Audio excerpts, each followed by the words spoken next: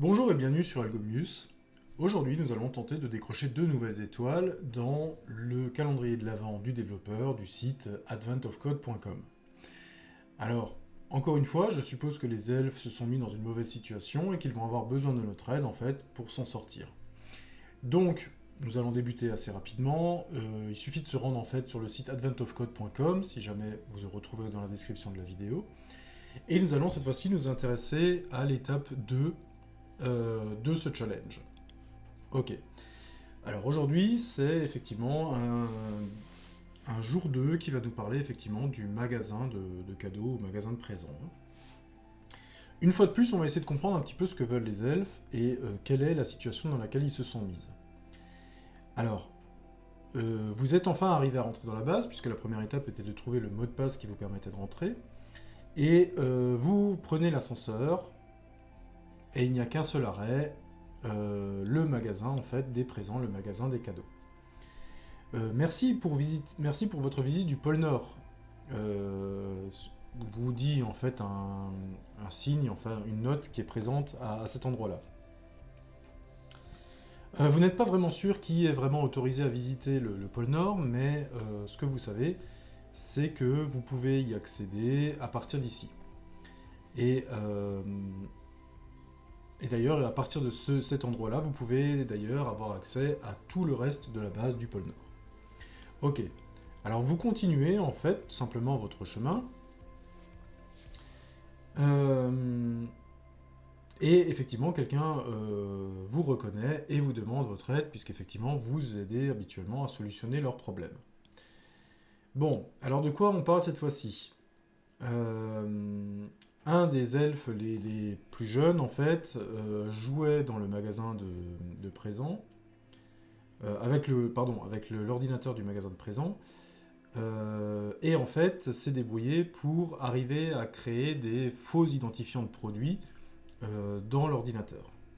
Aïe, enfin plus précisément dans leur base de données. Ok, donc en fait il a créé des identifiants en erreur, et donc on va essayer de voir ce que l'on peut faire avec. Visiblement, ça ne sera aucun problème pour nous d'identifier en fait quels sont les produits qui ont en fait un identifiant invalide. En tout cas, c'est la mission qu'on semble nous confier. Donc, ils ont déjà essayé de vérifier la plupart des identifiants. Et donc, en fait, ils savent qu'il y a juste quelques intervalles d'identifiants qui va représenter your puzzle input, donc en fait qui va représenter les données sur lesquelles on va travailler, dont vous allez avoir besoin de valider la vérification. Par exemple, en fait, votre fichier de données va être composé d'intervalles, c'est-à-dire en fait que vous allez à chaque fois avoir une borne minimum, un tiret, une borne maximum, donc là j'ai l'intervalle qui va de 11 à 22. Ensuite j'ai une virgule pour l'intervalle suivant, je dois vérifier l'intervalle de 95 à 115, puis l'intervalle de 998 à 1012, et ainsi de suite.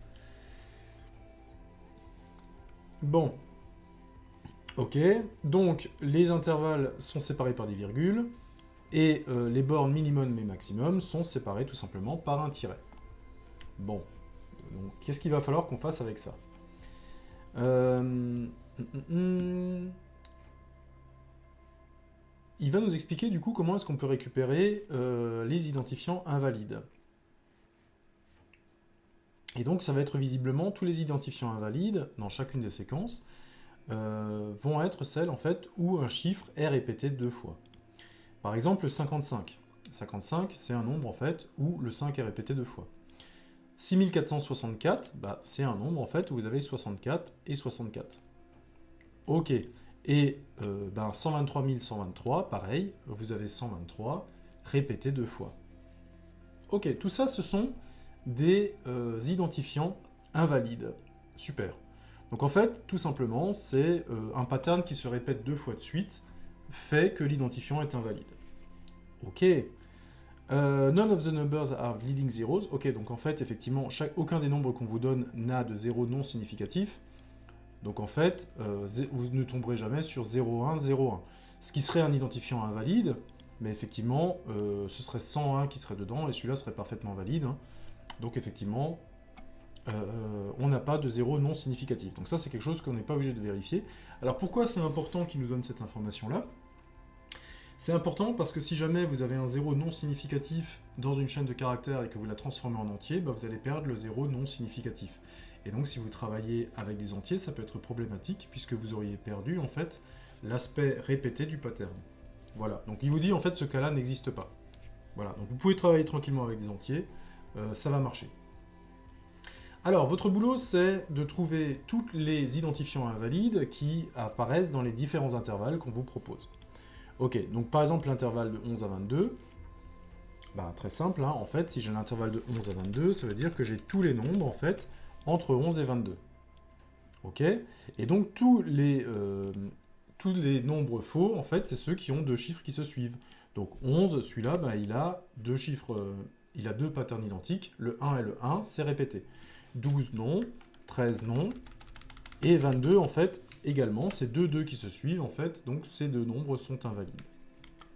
Ok, on va essayer de prendre quelque chose d'autre. Alors, celui-là, effectivement, on comprend qu'il y a le 99. On va prendre quelque chose d'un peu plus intéressant. Si je prends de 998 à 1012, alors si je prends de 998 à 1012,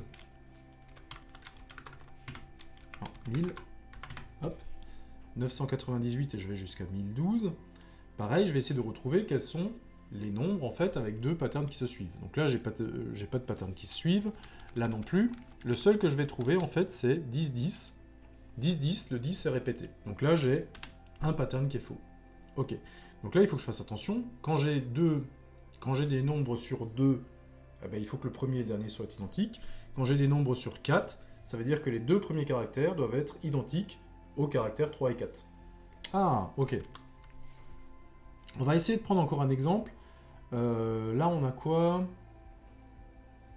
On a 22 000... Ok. On a 1, 2, 3, 1, 2, 3. Ok. Alors, je vais juste faire ça plus 1, ça va être plus simple. Voilà, et on va jusqu'à 4. Ok. Donc là, encore une fois, cette fois-ci, on est sur des nombres à 3 chiffres. Donc celui-là, il n'y a pas de doublon, celui-là non plus. Et là, en fait, il y a un doublon. La séquence 2, 2, 2, elle est répétée deux fois. 2, 2, 2, encore une fois. Donc cette fois-ci, j'ai une séquence sur 3. On est en train de dégager une idée, en fait. Tout simplement, ce qui serait peut-être intéressant, c'est de trouver quel est le milieu du nombre. Ok. Donc, on va essayer de découper, en fait, un nombre en deux. On va essayer de découper un nombre en deux par son milieu. Et on va essayer de voir si le nombre, en fait, au départ, en fait, la première partie du nombre est égale, en fait, à la deuxième partie du nombre. Et on va la couper pile au milieu. Alors, comment est-ce qu'on peut couper un nombre au milieu? Bon, ben moi, quand je lis dans le fichier, je récupère une chaîne de caractères. Ok? Donc, la chaîne de caractères 222 en fait, ça, je sais que ça a une longueur de 6. Ok? Si ça a une longueur de 6, eh ben, je vais vérifier que les 3 premiers caractères et les 3 derniers sont égaux. Si j'ai une longueur de 4, je vais vérifier que les 2 premiers sont égaux et que les 2 derniers sont égaux. Et si j'ai une longueur de 2, je vais vérifier que le premier caractère c'est égal au dernier. Ok, donc je vais essayer en fait de diviser par 2.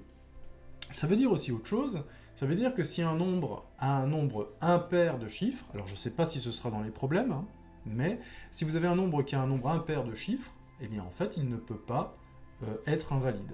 Ok, il est forcément valide. Ça marche. On va essayer de voir ce qu'on peut faire.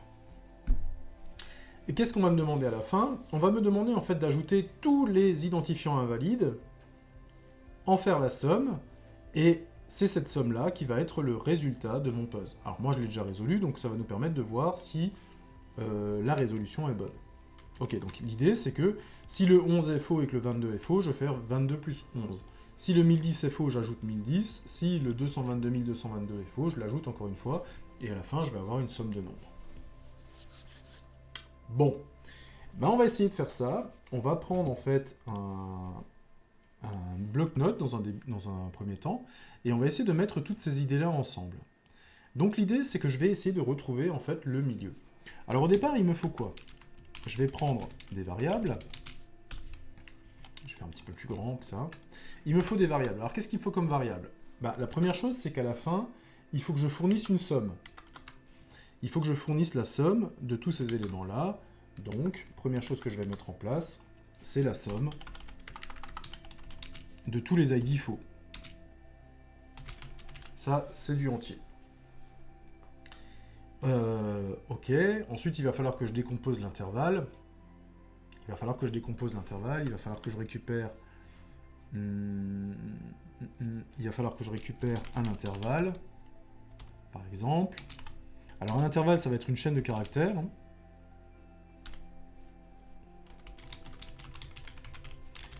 Et il faut que je récupère aussi une borne min.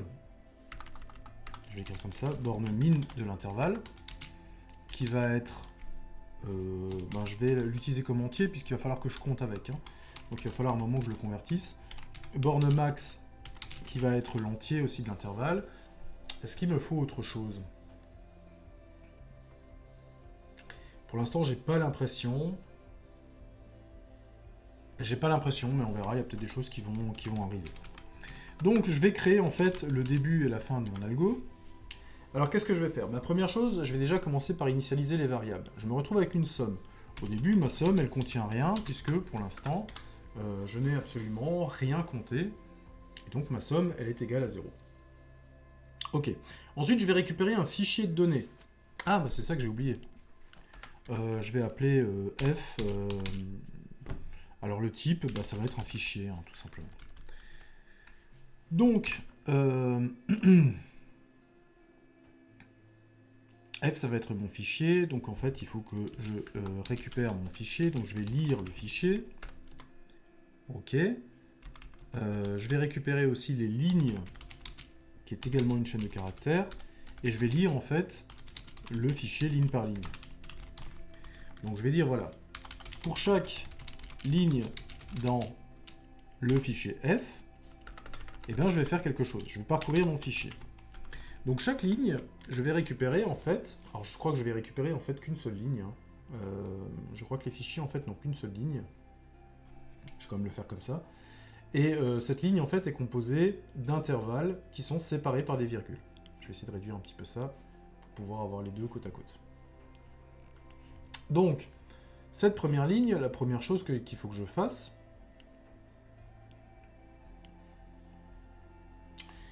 est-ce que l'intervalle...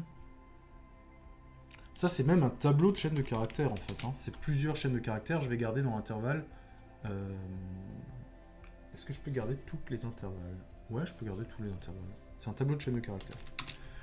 Alors, ce que je vais faire ici, c'est que je vais tout simplement dire, dans intervalle, je vais décomposer la ligne en utilisant le séparateur virgule. Donc en gros, ce que je vais avoir dans l'intervalle, c'est que je vais diviser en fait ma ligne, et je vais avoir en fait dans mon tableau d'intervalle, je vais avoir le premier intervalle dans la case 0, deuxième intervalle dans la case 1, troisième intervalle dans la case 2, et ainsi de suite. J'ai un tableau, et chaque tableau contient une chaîne de caractères, en fait, qui contient l'intervalle. Donc je vais la décomposer en fonction des virgules. En Python, et c'est la fonction split qu'on va utiliser, vous verrez, ça fera très bien l'affaire. Et donc en fait, je vais avoir un tableau d'intervalle. Ok. Et maintenant, je vais faire pour chaque i deux intervalles, pour chaque i qui se trouve dans l'intervalle. Donc je vais traiter maintenant chaque intervalle indépendamment. Donc chaque intervalle, maintenant imaginons que le premier intervalle, je vais avoir 11-22.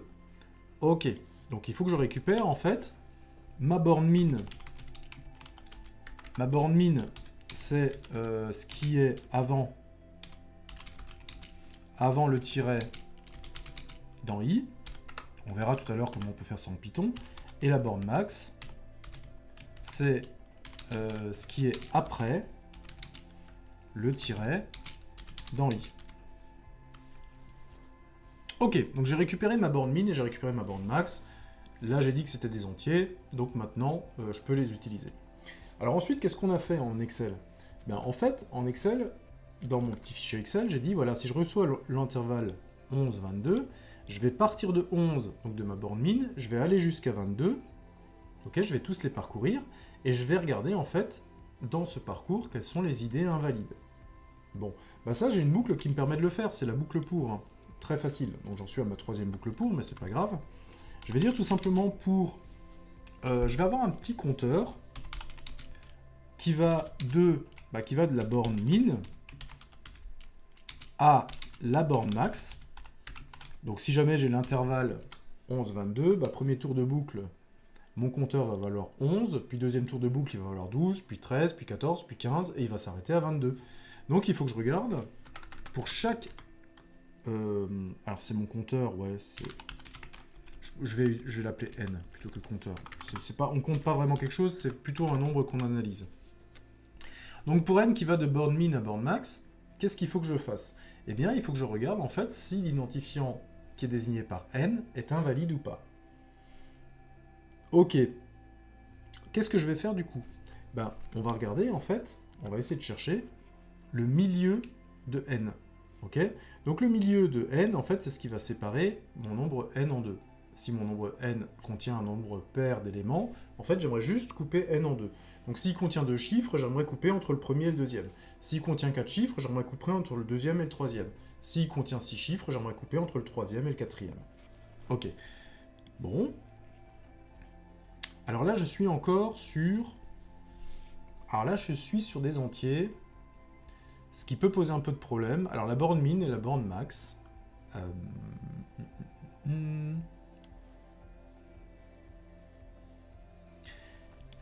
Ouais. Alors là, je vais jouer un petit peu, mais on aura un petit peu à faire de casting. On va devoir faire du cast un petit peu en Python, mais c'est pas grave, on va regarder comment ça fonctionne. Je vais dire quoi? Je vais récupérer en fait le milieu. Et le milieu, en fait, c'est le caractère en fait qui va désigner en fait le milieu du nombre. Comment je vais calculer le milieu? Bah, le milieu, c'est très simple. Hein. Je vais calculer, en fait, je vais prendre la longueur de n. Alors le nombre de chiffres de n, si vous voulez, et je vais tout simplement le diviser par 2. Alors pourquoi je mets un double signe de division? Ça c'est quelque chose que je tire de Python en fait, hein, mais c'est quelque chose de très intéressant. Si vous mettez un simple signe de division, c'est ce qu'on appelle dans pas mal de langages la division en fait, où vous allez récupérer des nombres décimaux. Okay, si j'ai un nombre impair, par exemple 3 divisé par 2, je vais avoir 1,5. Lorsqu'on utilise en fait deux signes de division, dans la plupart des langages de programmation, ça veut dire que je veux le reste de la division entière. Et donc 3 divisé par 2, ça me fait 1. Ça me donne un nombre entier. Pourquoi je veux absolument un nombre entier? Parce que milieu, je veux l'utiliser comme indice de parcours d'un tableau. Et comme indice de parcours d'un tableau, eh bien malheureusement, je ne peux utiliser qu'un entier. Donc je suis obligé d'avoir un entier, et c'est pour ça que je force la division entière par 2, et pas simplement la division classique. Alors maintenant que j'ai l'entier, qu'est-ce que j'essaie de faire? Bah, imaginons par exemple que j'ai donc ce que je vais faire, par exemple j'ai 222 222, 222 222, ouais, j'ai trouvé le milieu du nombre. Maintenant ce que je veux, c'est que du début au nombre jusqu'au milieu, je voudrais vérifier si c'est égal au milieu du nombre jusqu'à la fin. Ok? Donc, ce que je vais faire ici, je vais dire tout simplement, si le nombre entre le début et le milieu, je vais le mettre comme ça, je fais un petit peu plus grand. Ouh, qu'est-ce qui s'est passé? Si le nombre entre le début et le milieu est égal au si, je vais prendre n. Si n entre le début et le milieu est égal à n entre le milieu et la fin, ça je regarderai comment le faire en Python, hein, mais on va y arriver. Si entre le début et le milieu, et entre le milieu et la fin, j'ai le même nombre, eh bien ça veut tout simplement dire que ce truc-là, ce nombre-là, ce nombre n est invalide. Et donc qu'est-ce que je vais faire? Je vais juste ajouter en fait n à la somme. Voilà. Et donc j'ai un bel algorithme. Donc je mets somme à 0, je lis le fichier pour chaque ligne qui se trouve dans f, je décompose la ligne de f en intervalles, tout ça simplement je la décompose par rapport aux virgules, je me retrouve donc à tableau. Ensuite je parcours tous les intervalles, que j'appelle i, je récupère pour chaque intervalle la borne min et la borne max. Ok? Comment je la récupère? La borne min c'est tout ce qui est avant le tiret, la borne max c'est tout ce qui est après le tiret. Ensuite je parcours n de borne min à borne max, c'est-à-dire que je parcours tout l'intervalle qui m'est donné. je récupère le milieu du nombre, et si n, entre le début et le milieu de n, et le milieu et la fin, alors, eh bien la somme plus n. Alors, est-ce que ça fonctionne? On a vu que dans les intervalles, je récupère aussi parfois des nombres qui ont un nombre impair de chiffres, comme par exemple 999. Alors, qu'est-ce qui va se passer pour 999? 999, par exemple, a 3 chiffres. Si je le divise par 2, ça va me donner 1. Donc, en fait, il va me grouper 9 d'un côté et 99 de l'autre. Et bien, en fait, là, je ne peux jamais avoir égalité, puisque je ne peux jamais avoir, en fait, un nombre à un chiffre qui est égal à un nombre à 2 chiffres. Donc, évidemment, tous les nombres qui ont un nombre impair d'éléments seront considérés comme valides. Il n'y a que les nombres je ne suis pas obligé de le tester, hein, ça va se faire tout seul. Ça veut tout simplement dire que le test d'égalité n'aura jamais lieu si je suis sur un nombre impair. Bon, il ne reste plus qu'à le programmer. Donc on va mettre ça de côté. Et on va essayer de se prendre un Visual Studio Code et on va essayer de programmer ça. Ok, alors j'ai déjà créé l'exemple ici, hein, le 1122, c'est l'exemple qui a été créé, et je me suis mis aussi mon input pour vérifier que tout marche bien. Je me suis créé un day2.py et on va le faire ensemble pour générer en fait mon code. Donc, je vais essayer de mettre ça de côté et je vais essayer de garder mon algo. Alors, mon algo, il dit quoi? Arf. Mon algo, il dit quoi? On va essayer de le programmer. Ça, pour l'instant, je peux fermer cette partie-là et je peux fermer cette partie-là aussi. Donc, la partie déclaration, eh bien, elle n'existe pas en Python, donc je peux m'en passer. Et donc, je commence tout simplement avec le début de mon algo. Première chose qu'il faut que je fasse, c'est que je déclare une variable somme dans laquelle je vais ranger la valeur 0. Ok, donc pour l'instant, j'ai aucune somme. Ensuite, je vais lire mon fichier f. Je vais faire un open du fichier input, non, exemple, pardon. Comment je l'ai appelé? Je ne sais plus. Exemple. Example.txt. Ok. Donc mon fichier est ouvert, et maintenant ce que je vais faire, c'est pour chaque ligne dans f, je vais déjà essayer de voir si ça marche. Je vais déjà faire un print ligne.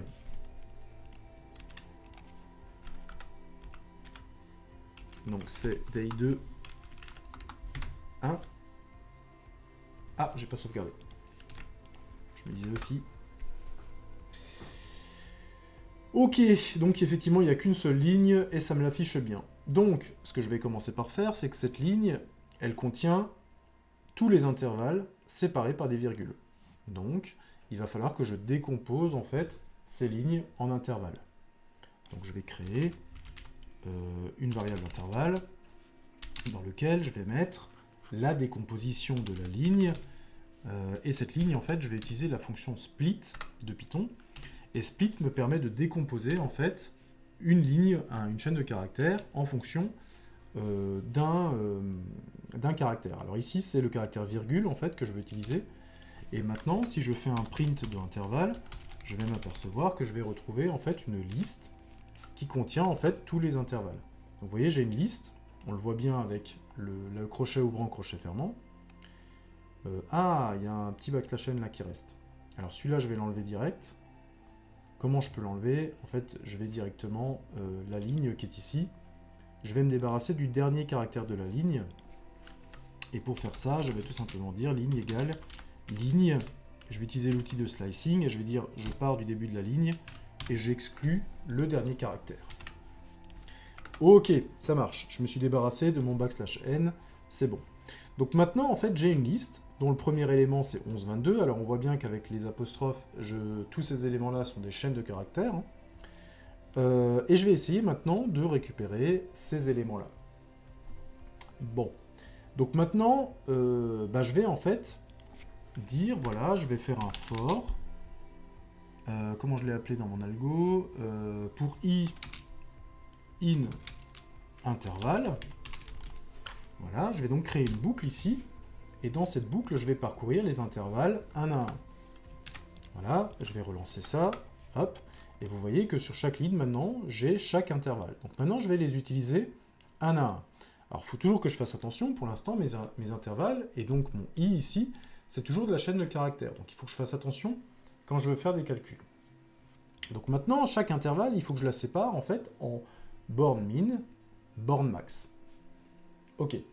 Alors comment je peux faire? Je peux de nouveau utiliser la fonction split, sauf que cette fois-ci, je vais splitter par rapport à mon tiret qui est ici.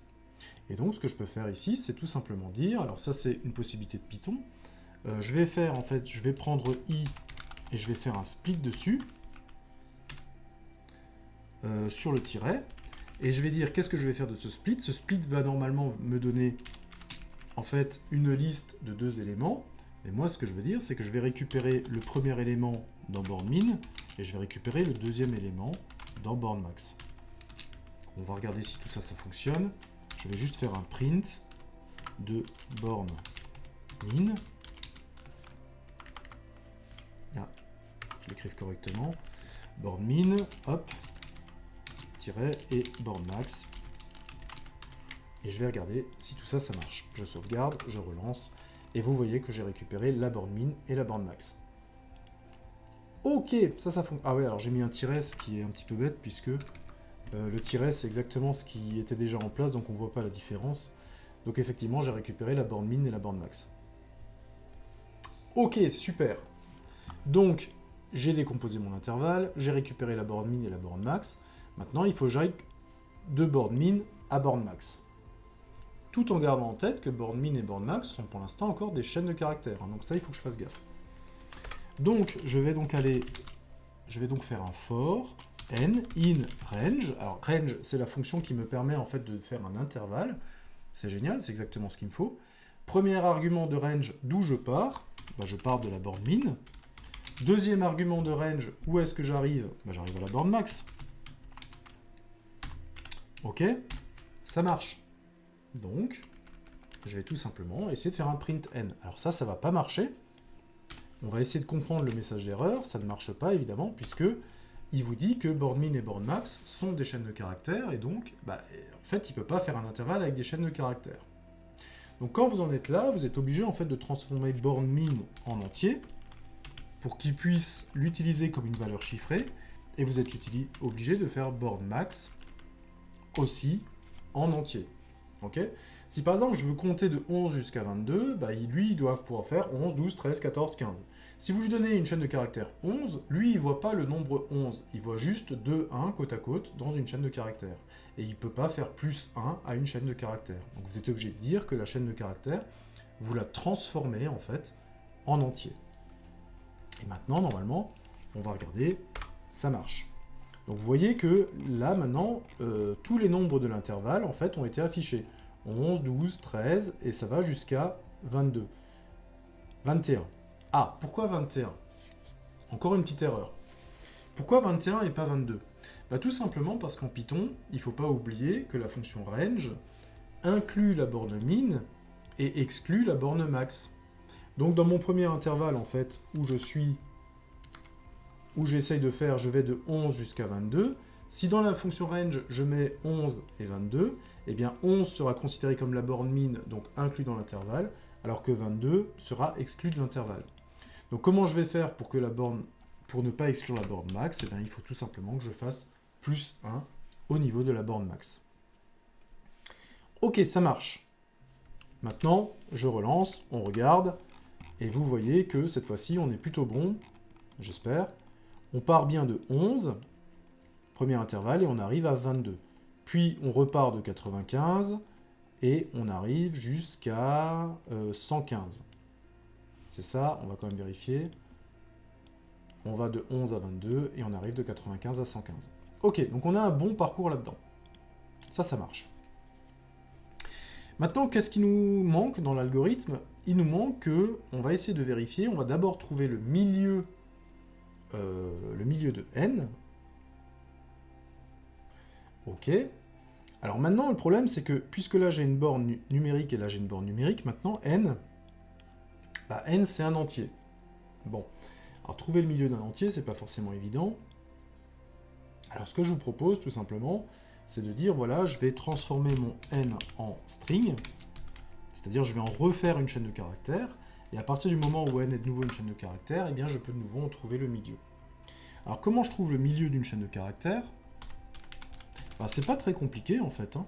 Le milieu d'une chaîne de caractères, c'est tout simplement, je prends la longueur de la chaîne, str, et je la divise par 2. Voilà. Ce qui veut dire que si j'ai une chaîne de caractères de 2 ici, bah, le milieu c'est 1. Le milieu de 4, 4 divisé par 2 c'est 2. Le milieu de 6, c'est 3. Et donc en fait ici j'ai tout simplement le milieu. Par exemple on pourrait écrire, on pourrait regarder comment ça marche, hein. Je fais un print de n, et je lui dis de longueur, voilà, pardon, de milieu, pas de longueur, de milieu, et je lui demande de m'afficher milieu. Ok, et donc là on voit, hop, donc le milieu d'une chaîne de caractères de 2, ben c'est 1, ok, c'est 2 divisé par. Donc là on voit que 3, c'est toujours 1 le milieu, mais je vous ai dit en fait on n'aura pas de problème, puisque qu'est-ce qu'on va faire? Ben, au pire on va comparer le 1 avec 0,9. Et donc en fait on va comparer un nombre de 2 chiffres avec un nombre de 1 chiffre. C'est pour ça que ça peut être intéressant de le comparer aussi en chaîne de caractères, parce que le problème, c'est que si vous comparez en entier, vous allez comparer 1 avec 0,1, et 0,1 si vous l'avez en entier, ça va devenir 1, et vous allez vous rendre compte que les deux sont identiques. Donc c'est une bonne chose en fait de comparer plutôt avec des chaînes de caractères pour ne pas vous faire avoir. Là vous voyez que j'ai une chaîne de 4, donc le milieu c'est 2.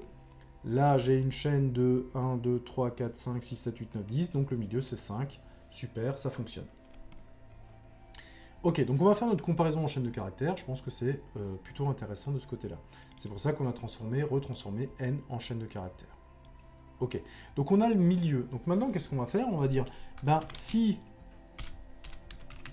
je vais utiliser l'outil slicing, si n, quand je pars de 0 et que je vais jusqu'au milieu, si ça c'est égal à la chaîne de caractères où je pars du milieu et je vais jusqu'à la fin, alors, eh bien, j'ai un nombre invalide.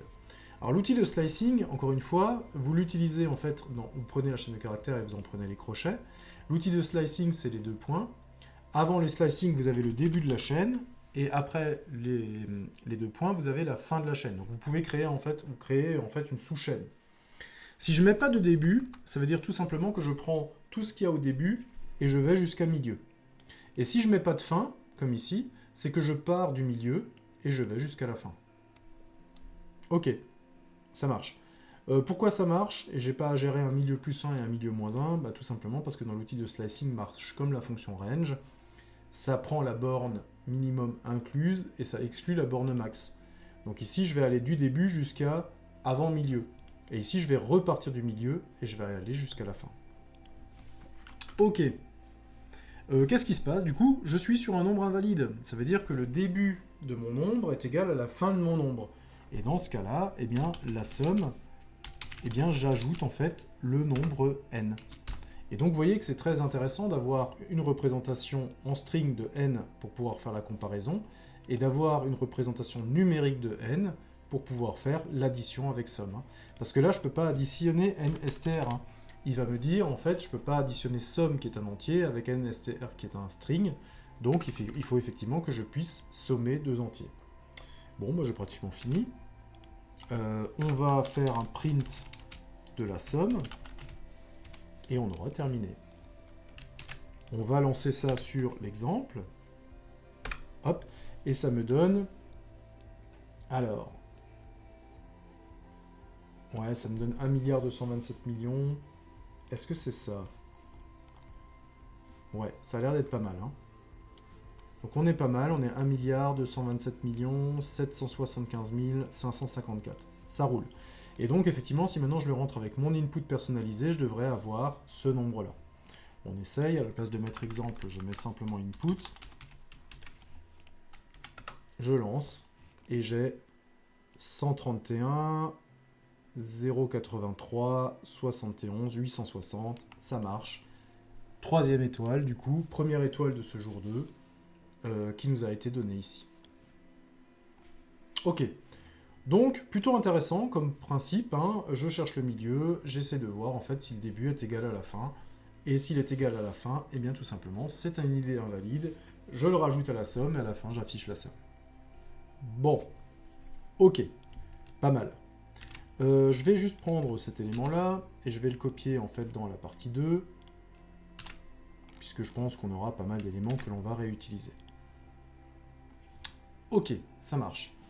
Donc, si jamais vous débloquez cette partie-là, la partie 2 s'ouvre, et donc les elfes vous demandent encore une fois une modification du programme en entrée. Ok. Alors vous avez encore un elfe qui découvre qu'il y a toujours des idées invalides malgré votre travail. Bon, bah, c'est qu'il vous a pas donné la bonne règle, hein, de toute façon. Donc ça veut dire que celui qui a rentré n'importe quoi dans l'ordinateur a probablement utilisé d'autres patterns pour créer des identifiants invalides. Donc il vous donne maintenant une nouvelle signification, il vous dit qu'une ID est jugée invalide si elle est formée de la même séquence de digits, de chiffres en fait, répétée au moins 2 fois. Donc pas pile 2 fois, au moins 2 fois. Donc ça veut dire que 1, 2, 3, 4, 1, 2, 3, 4 est toujours faux, puisque la séquence 1, 2, 3, 4, 1, 2, 3, 4 est répétée 2 fois. Mais la séquence 1, 2, 3, 1, 2, 3, 1, 2, 3, eh bien elle devient aussi un identifiant invalide. Ah, ça va être un petit peu plus chaud à trouver. Par exemple, 12 est aussi un identifiant invalide, puisqu'elle contient que des 12. Une fois, 2 fois, 3 fois, 4 fois, 5 fois. Aïe. Et la série 1, eh bien, elle aussi devient invalide, puisqu'elle ne contient que des 1, une fois, 2 fois, 3 fois, 4 fois, 5 fois, 6 fois, 7 fois. Ok, c'est un petit peu plus chaud là, du coup. Voilà, par exemple, donc là, on me redonne le numéro d'exemple dans ma séquence. Alors, celui-là, on l'avait déjà, celui-là aussi. Par contre, celui-là, on l'avait pas. 3, 1 devient un identifiant invalide puisque c'est 3 fois 1. Vous avez le même pattern 3 fois de suite. Pareil, 9999, c'était pas, pour l'instant, c'était pas un identifiant invalide, donc on va avoir beaucoup d'identifiants en plus par rapport au premier coup. Bon. Ok. Alors, qu'est-ce que ça veut dire? Si je prends un petit peu les patterns qu'on m'a donnés, et que j'essaye encore une fois de comprendre. Donc, on me dit, cette fois-ci, 123, 123, 123 est en fait également un pattern qui colle, puisque j'ai 3 fois 123. Ok, j'ai aussi 12, 12, 12, 12, 12 est aussi un pattern qui colle. Donc ça veut dire maintenant que la taille en fait du pattern, elle peut varier. Alors elle varie de combien à combien? Bah déjà, première question qu'on peut se poser. On a vu qu'il y avait des patterns de 1. C'est-à-dire que si tous les chiffres sont identiques, vous avez un pattern de 1 qui est répété n fois, et donc un nombre par exemple comme 1, 2, 3, 4, 5, 6, 7, lui, il est aussi erroné. Donc ça veut dire que je peux avoir un pattern de 1, si tous les chiffres sont à 1 par exemple, eh bien ce chiffre est faux. Ok, je peux avoir un pattern de 2, je peux avoir un pattern de 3, et ainsi de suite. Alors je peux avoir un pattern jusqu'à combien? Ben, en fait, on se rend bien compte que si le pattern doit être répété, j'ai quand même une limite. C'est-à-dire que le plus gros pattern que je peux avoir, si je dois répéter quelque chose, ça veut dire que le pattern ne peut pas dépasser la moitié du nombre. Okay, il ne peut pas dépasser la moitié du nombre puisqu'il doit être répété. Donc, c'est pas la peine que j'aille plus loin que la moitié du nombre. Ok, donc il faut que j'aille en fait, que je vérifie si le pattern vaut 1, vaut 2, vaut 3, vaut 4, et je m'arrête quand je suis à la moitié du nombre. Parce que si j'ai un pattern qui fait plus de la moitié du nombre, je sais qu'il ne pourra forcément pas être répété. C'est pas la peine. Donc c'est pas la peine que j'aille chercher plus loin. Donc ça, c'est déjà une borne que je vais me fixer. Je vais déjà dire en fait que effectivement, si le pattern dépasse la moitié, bah, j'ai pas besoin de ça. Bon, ok. Et ensuite, qu'est-ce qu'il faut que je fasse? Bah, il faut que je regarde si le pattern est... Par exemple, ici, ce que je vais dire, c'est que je vais essayer le pattern 1. Donc, je vais essayer un pattern de longueur 1, ça veut dire que sur cet exemple-là, d'abord, je vais essayer, en fait, le premier chiffre du nombre qui est 1. Ok? Donc, je m'aperçois dès la deuxième case que j'ai un 2, et donc, effectivement, le pattern n'est pas répété. Bon. Donc, je vais prendre les deux premiers chiffres du nombre. 12. 12 est répété une fois, deux fois, trois fois, quatre fois, cinq fois. J'arrive à la fin du nombre. Je n'ai eu que des 12, donc c'est bon. Sur un nombre, par exemple, à 3 séquences, je vais commencer avec un pattern de 1. 1, ok, premier chiffre. J'arrive au deuxième, 2. Bon, bah, je sais déjà que le pattern n'est pas de 1. Je recommence avec les deux premiers chiffres. 12. J'ai d'abord un 12, puis j'ai 31. Bon, bah, je sais que 12 n'est pas le pattern. Ensuite, je fais 123. 123, c'est les trois premiers nombres de mon... C'est les trois premiers éléments de mon nombre. J'ai 123, 123, 123. Ça colle cette fois-ci. Donc je vais faire ça. Je vais prendre le premier nombre, je vais voir si c'est un pattern. Puis je vais prendre les deux premiers chiffres, je vais voir si c'est un pattern. Puis les trois premiers chiffres, je vais voir si c'est un pattern. Quatre premiers chiffres, je vais voir si c'est un pattern. Et quand est-ce que je vais m'arrêter? Je vais m'arrêter quand je vais être à la moitié du nombre.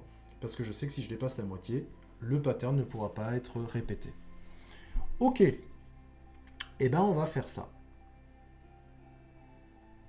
On va faire ça. Ok, donc je vais d'abord prendre un petit algo. Ok, on va essayer de prendre l'algo qui est ici.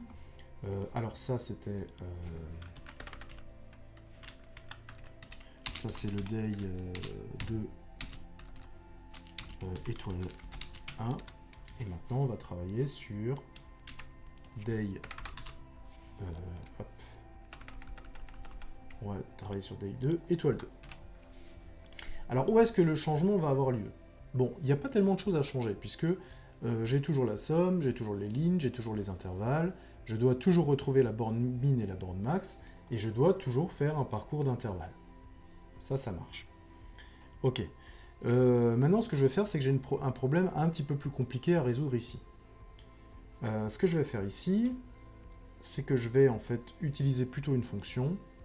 Je vais me créer une fonction, et je vais dire, voilà, if est invalide, est invalide, oui, je compte les invalides. Si est invalide mon nombre n, alors, eh bien, je fais la somme plus n. Ok. Et moi, ce que je vais me créer en fait une fonction que je vais appeler est invalide, qui va prendre en fait n. Alors, je ne sais pas encore trop sous quelle forme ça va être. Est-ce qu'il va être sous forme d'entier ou est-ce qu'il va être sous forme de chaîne de caractères? On aura peut-être à le recaster, mais ça c'est une question qu'on va se poser au moment où on va l'écrire en Python. Et qui va renvoyer en fait un booléen. Donc c'est-à-dire que la fonction, elle va prendre n et elle va vérifier si n est invalide. Si elle répond true, eh bien n est invalide et je fais la somme. Si elle renvoie false, eh bien n est valide et je ne fais pas la somme. Ok, on va regarder ce qu'on peut mettre dans cette fonction-là. C'est en fait cette fonction-là qui va nous intéresser. Alors, qu'est-ce qu'on a besoin là-dedans? On a besoin en fait de... on a besoin déjà du pattern. Où, on va essayer d'avoir un pattern. Est-ce que ce pattern... Comment est-ce que je peux faire avec ce pattern? Ouais, on va le garder en...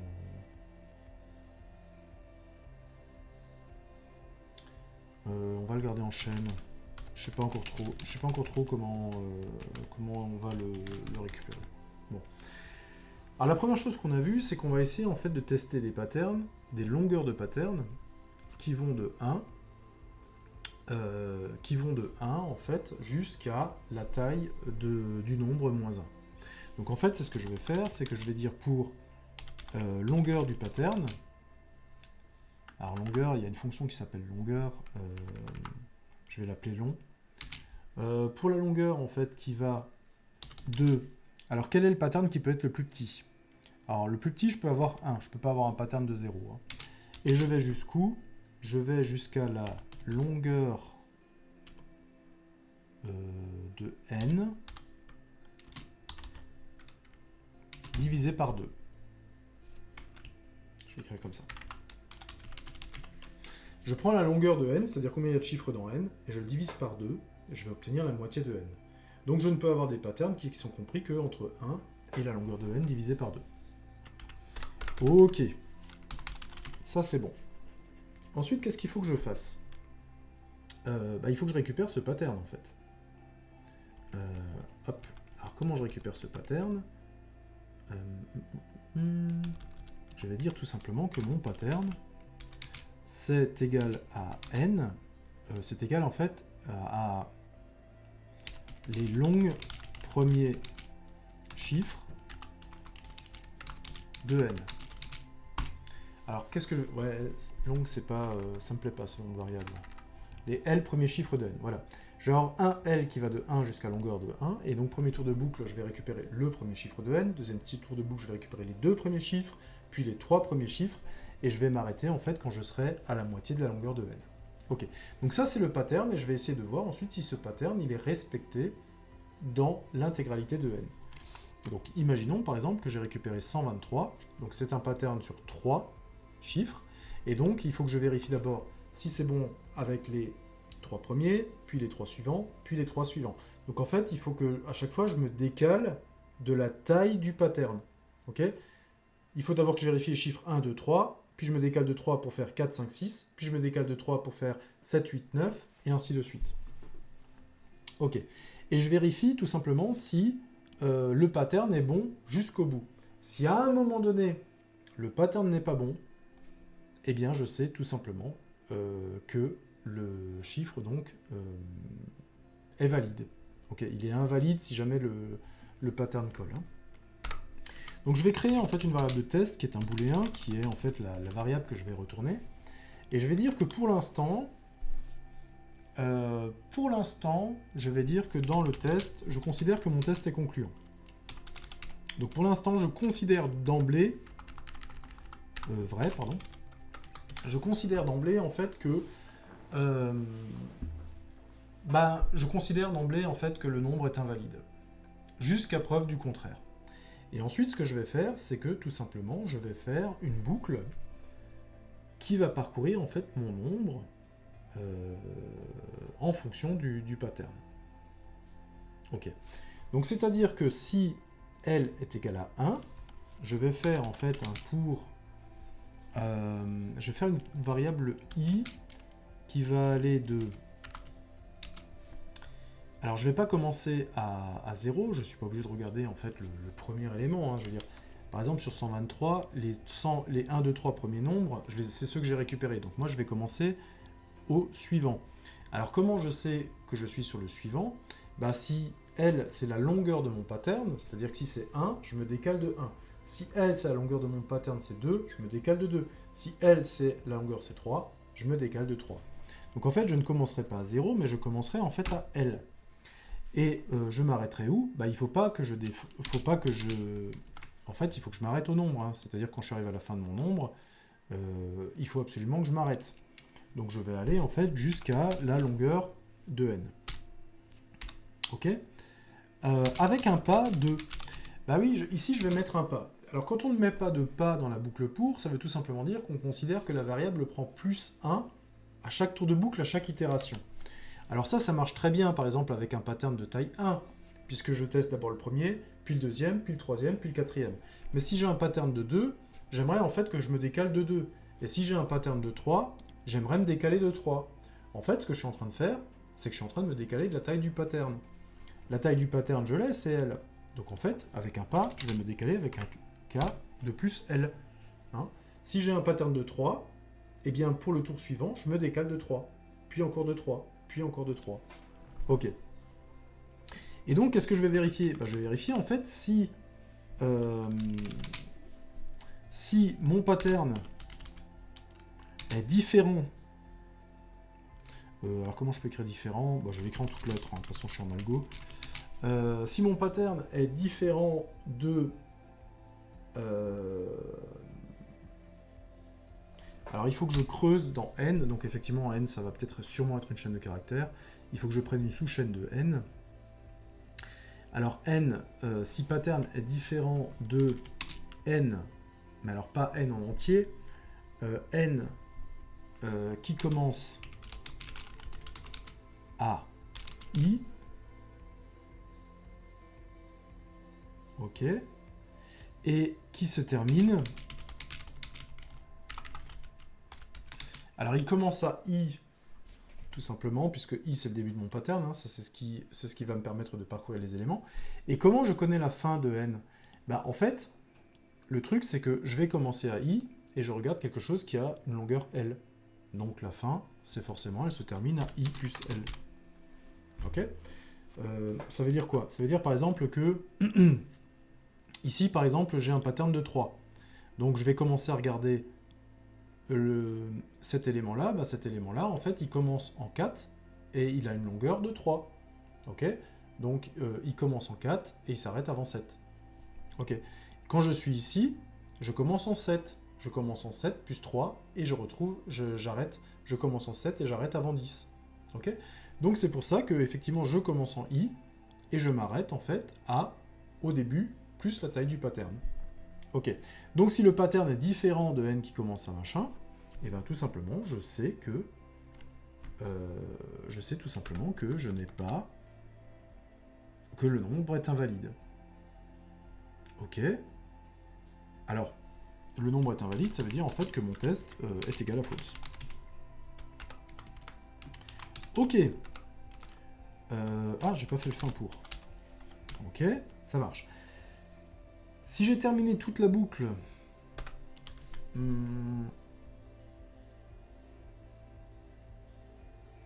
Donc j'ai trouvé un pattern qui était faux. Ok. Alors ici, je peux pas faire un return false. Pourquoi? Tout simplement parce que c'est pas parce que votre pattern n'a pas une longueur de 1 que c'est faux. Okay, moi, il faut que j'attende de vérifier que est-ce que j'ai un pattern de 1, est-ce que j'ai un pattern de 2, est-ce que j'ai un pattern de 3, et ainsi de suite. Donc là, tout ce que je sais, c'est que le pattern de 1 ne marche pas. Alors, ce que je vais faire ici, par contre, c'est que si j'ai trouvé un pattern, ça veut dire que si le test est toujours vrai, alors là, j'ai le droit de retourner vrai. Ok? Si je suis passé par... Si j'ai pris une longueur de pattern, j'ai donc créé un pattern. Et j'ai trouvé, en fait, j'ai passé tout le nombre en revue jusqu'à la fin de mon nombre. Et je n'ai pas trouvé... Et j'ai toujours trouvé, en fait... et j'ai pas mis mon test à false. Ça veut dire que tout mon nombre a respecté le pattern que j'avais au départ. Si tout mon nombre a respecté le pattern que j'avais au départ, eh bien j'ai trouvé en fait un pattern qui marche et je peux retourner vrai. Et quand c'est que je vais retourner faux? Et bien quand je vais retourner faux, quand j'aurai testé toutes les longueurs de pattern et qu'à aucun moment donné j'aurai eu un pattern qui colle. Donc en fait, à la fin du pour ici, je vais tout simplement faire un retour de faux. Voilà. Non, je n'ai pas besoin de sauvegarder. Ok. Bon. Bah, il a l'air de coller cet algorithme. On va du coup l'implémenter et on va regarder si on peut retrouver la bonne solution. Alors pareil, je vais de nouveau prendre mon Visual Studio Code qui est là. Je me suis mis en Day 2. Ça c'est bon. Alors qu'est-ce que j'ai à changer dans mon programme principal? Pas grand chose en fait. Je vais juste changer ici le if. Ici c'est plus simplement le début qui est égal à la fin. C'est simplement une fonction que j'ai appelée est invalide et auquel je donne en fait mon...